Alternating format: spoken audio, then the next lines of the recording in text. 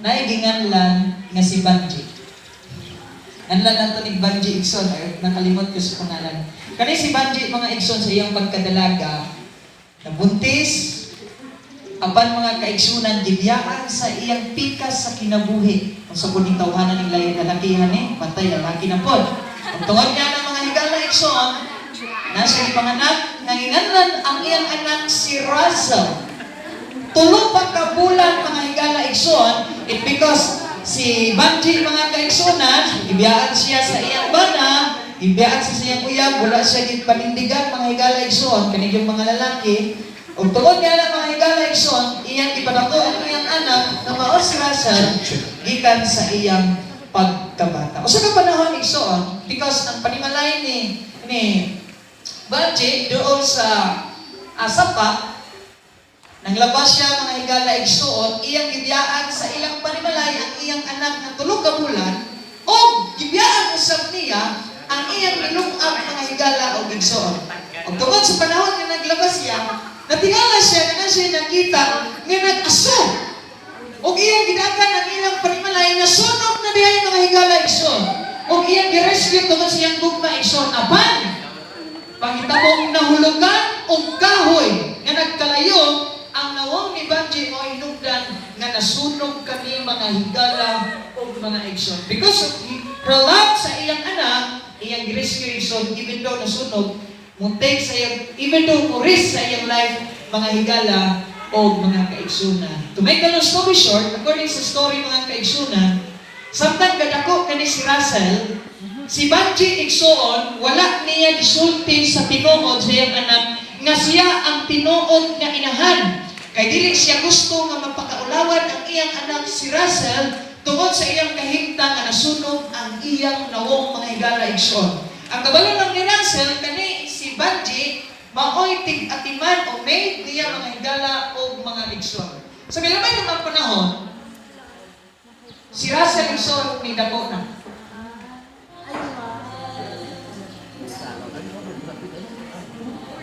Siya nagdako sa ilang iskulahan, uban sa iyong mga kabarkada.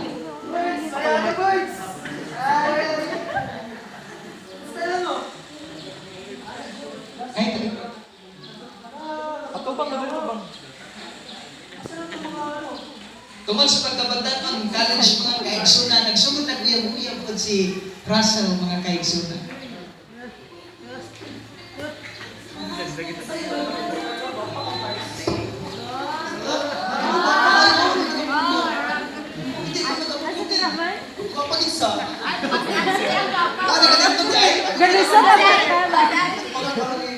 Galusot ang mata.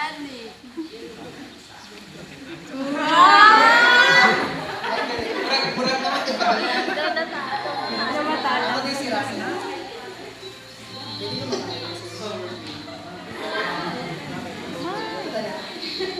Kita na? Kita na ba? Ang naman yan, Exxon, nagdaoyap yun si Russell o si Batsiba. Batsiba mga Exxon. O, sa ilang eskwelahan, Exxon, ang trabaho ni Banji mo, baligya o isda sa ilang eskwelahan. Kung gusto ito ba naman, maligya o isda si Banji sa eskwelahan ni Russell mga Exxon o kung ni ang nahitabo. Shark ka na? Baby shark.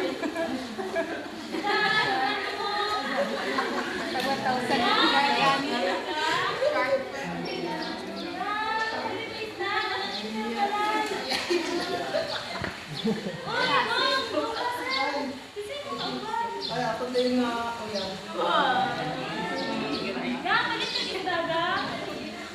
Shark ba na?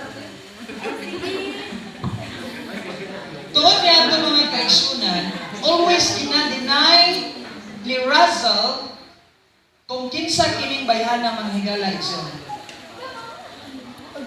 Ako lang ito ganun. Iyang ina-deny always Igsoon because sa kahimtang sa iyahang mama, bro, remember Igsoon, wala siya kabalo nga iyahan na yung inahan.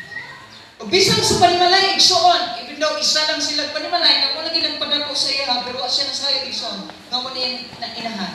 Panahon sa panimalay,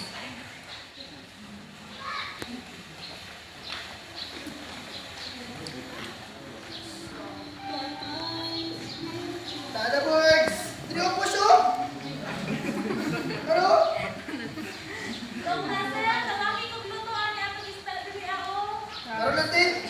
Hindi rin ako. Ano? Nag-chat pa kami.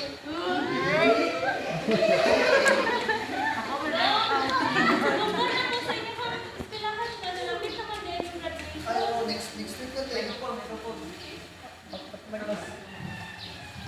Lapit na din inyo ang graduation. Dong, naanta kay hangyo, dong ba? Pwede. Uban natin ka sa pagpasok. Karoon natin. Ginahingo ko ba? Karoon na. May ginag-chat ako. Busy kayo. Sige na, dong. Mauna guni akong hangyo, dong. Sabay na ang tuguntag paso. Mauna gyud ni. Dili na natin. Karoon na natin. Busy pa ko. Ano po, gachat ko. Tungod niya ito mga ka-action, to make the long story short, niabot ang panahon sa graduation ni Russell.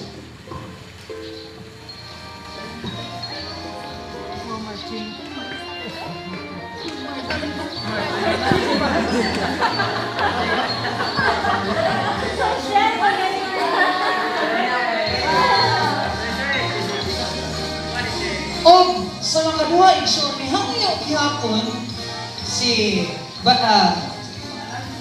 Banji kang Russell na mahimong iyahang kauban sa pagpaso sa graduation.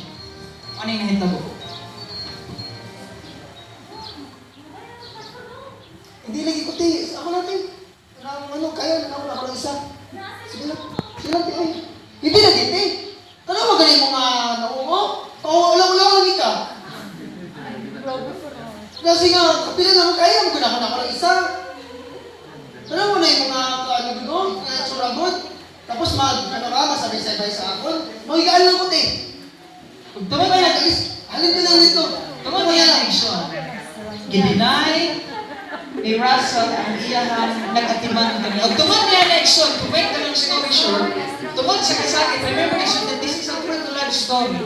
Ang hinungdan ni action, nagsakit sa kasing-kasing si Banji, mahinungdan nga, tungod niya itong kahintangan, yung i-deny ni Russell, namatay sa kasing-kasing, tungod sa kasing-kasing, sakit sa kasing-kasing, si Banji, mga action. O kung hinahitabo, panahon sa iyahang lamay, mga kaigsunan.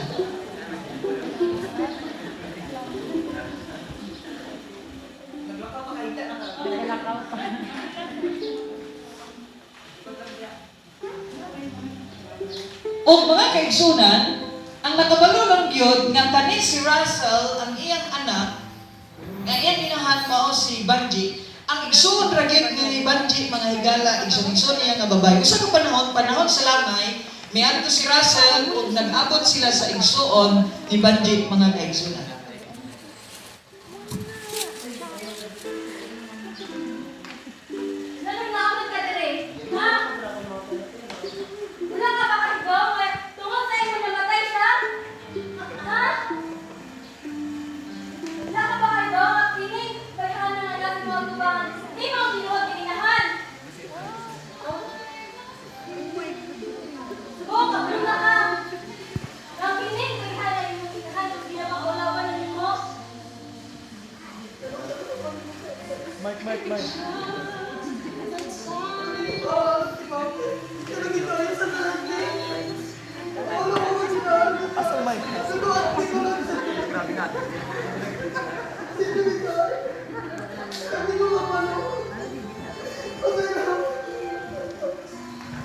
At that moment, Dixon, nabalaan ni Russell. Ang hinungdan na namatay si Banji si Russell. Ang hinungdan na nasunog ang naong ni Banji si Russell. Kung wala nang kabalo si Russell, Dixon, nga kining mayhana, nga iyang ipakaulawan, mao ang iyang bugtong inahan mga higala. In that moment, mga higala, Dixon, according sa story, this is a true to life story. Ni-graduate siya sumang cum laude sa University of the Philippines. Pero mo din yung story mga higala sa iyong life, mga Dixon. Ang punto mga kaigsunan sa atong life. Sometimes, always, we deny Christ as our Savior. You know that? We deny Christ, mga kaigsunan. Like Peter, gideny niya si Jesus Christ, mga kaigsunan. But even though ginadeny nato ang atong manluluwas sa tinuod igsoon, gihigugma gihapon ta kay gipakamatyan ta dito sa Kalbaryo sa krus. Amen. Hinaot igsoon magakahinumdum ka nato nga si Kristo miskan ato siyang i-deny siya andam nga mohigugma mulawas ka nato. Dios magapanalangin kanato.